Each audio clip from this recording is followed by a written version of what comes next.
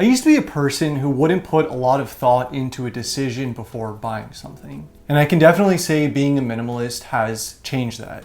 And over those years of being a minimalist, there's a few things I've noticed that I've either slowed down on buying or just stopped buying entirely. Either for reasons related to not being financially wise, learning to do something myself, or just to be a little bit more eco-friendly. Minimalism has played a part in virtually all my decision making related to purchases. So today I'm going to go over just that. Things I either slowed down on buying or stopped buying entirely since adopting a minimalist lifestyle. But first, if you're new to my channel, thank you for stopping by. Here we talk about minimalism, frugal living, tech, and things of that nature. So if that sounds good to you and you end up liking the video, be sure to like, and please take the subscribe button on a trip to Vormir and then sacrifice it for the Soul Stone. Let's get started. Single event clothing. Now, funny enough, this is something that I would do for pretty much every formal occasion I was invited to, and even some not so formal occasions. I had a very bad habit of overthinking about what I was gonna wear to an event, like meeting someone for the first time or going to an interview or anything like that. And this would always result in me impulsively buying something that I knew I wouldn't wear after that occasion. This is clearly a huge waste of money, but also a waste of time and decision-making energy. This is pretty embarrassing to admit, but there have literally been times where I left a tag on something that I bought so I could return it after I wore it to whatever I needed to go to. I'm not proud of that, but looking back at it, it's kind of hilarious. It's definitely standard practice for me to now consider how often I'll wear something before spending any money on it. Decorations. Decorating an area that I spend a lot of time in is still something that I do, but I've given it sort of a new meaning. Basically, I stopped buying things that sole purpose is to look pretty or aesthetic in an area. Whatever I do have on display serves some type of functional purpose aside from being just a decoration. And before anyone makes a comment about my friend here, I'm actually working on making a stop motion film. I did also used to hang a lot of things on the walls. Things I didn't care about or things that didn't bring me value. They were just there to fill up the space. I actually haven't hung up anything on the walls ever since becoming a minimalist, but I do have something in mind that I might hang up when the time comes. There are a few things that I own that I keep out as a subtle decoration, but they're also used primarily for something useful or functional. A couple examples are my salt lamp for a dim light and my plants for my sanity. I think what really helped me not care so much about decorations was learning to embrace negative space and just seeing it in a new light. Whereas before, I would see negative space as an area that just needed to be filled with something. Now I'm seeing it as an area that helps me feel more calm and just a place I overall enjoy spending more time in. Physical copies over digital copies. And this is something I've opted for pretty much since it's become an option for things like books, movies, or video games. I mean, it's pretty obvious why someone who owns less would choose to do this. Not having the physical clutter or baggage of whatever the item is, but technically still owning it.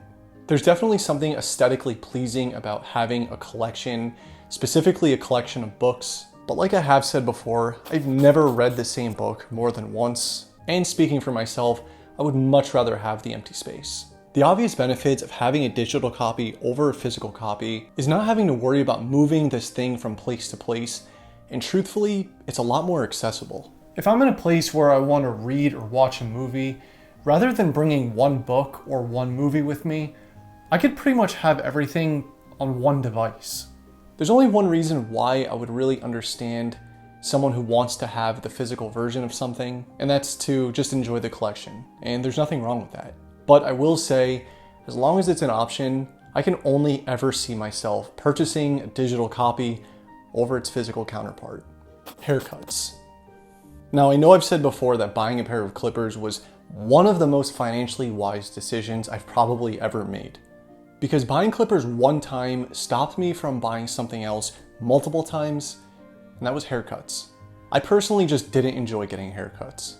Between making the appointment when my barber was available, driving to and from there, and just planning my entire day around it was something I did not feel like doing anymore. Not to mention the cost of about $30 or $40 twice a month. I really knew I just wanted to figure out a way to do this on my own.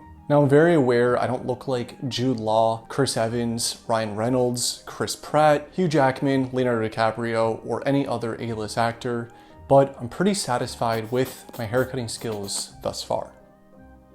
I understand not everyone cares to learn how to cut their own hair, and maybe even they enjoy the process of it, like going to a barbershop and having an actual professional do it. I'm just talking about what works for me. Because this was one of those things that I was truly shocked when I did some math and figured out how much I was actually spending on it. And I actually have gotten asked a couple times on doing a haircut tutorial video, which is something I honestly don't ever plan on doing unless I got like 100 comments on it. So don't count on it. But for the foreseeable future, I don't see myself paying for a haircut. Things I can borrow. And the last thing on this list is extremely broad, and that's on purpose. I don't think this is something that's talked about or even thought about enough. You know, ever since becoming a minimalist, I thought of ways I could bring less into my life, as well as save a little bit of money. And it turns out borrowing things that I need to use instead of going out and buying it does both of those. When it comes to something that I will only need temporarily or once or twice, I know I can reach out to a family or friend and they'll most likely have me covered. A good example is with my car. I don't hide the fact that I'm pretty ignorant when it comes to cars. Although I can do the simple things, like I'm learning how to change the oil in my car rather than having to pay for it, I have a cousin who has pretty much whatever I would need and is more than willing to help when I need it. I share this because it's a great example of how exploring alternatives to a task may be a better option than shelling out money for it. And going back to an earlier point in this video, this is a great thing to do with clothes. I don't own a suit, and I know for a fact that if something comes up where I might need one, I'll be reaching out to a friend first. It may annoy them, but I'll make it up to them. For how infrequently I go to formal events, this just makes the most sense. I highly recommend exploring the option of borrowing something before looking to buy it permanently. Of course, I could really make like a 20 or 30 minute long video talking about absolutely everything I don't buy anymore as a minimalist, but these were just a few I wanted to share today. Putting these things into practice has definitely helped my wallet, but has also kept the clutter that I have to deal with down to a bare minimum. So I hope you found a few of these useful, and maybe you'll consider implementing them into your own life. As always, I appreciate the time you spent here and I appreciate you watching. If you did like this video and you like this type of content, be sure to like and consider subscribing to my channel, and I'll see you next time.